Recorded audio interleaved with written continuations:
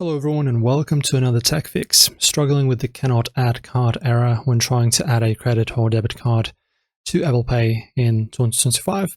It's frustrating, but I've got the steps to resolve it. First guys, you need to confirm your card is supported. Check with your bank or Apple's list at support.apple.com. Ensure your iPhone's region is set to a supported country like the UK or the US for example. Under Settings, General, Language and Region. Update to the latest iOS via Settings, General, Software Updates, and verify Face ID, Touch ID, and a passcode is enabled, along with two-factor authentication for your Apple ID per Apple's guide. I sorted an issue once just by updating my iOS version. Next, ensure your card details, guys. Your number, expiry date, and CVV, they have to be correct.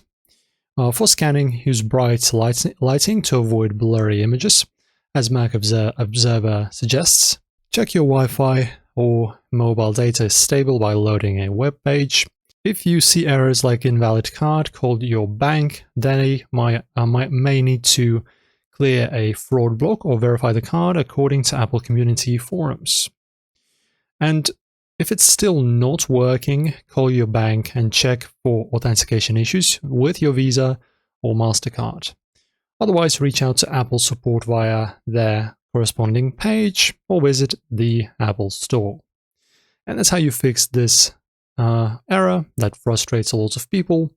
Check the basics, verify details, try advanced fixes, and contact support as a last resort. Like and subscribe, also ring that bell for more tech tips. See you next time.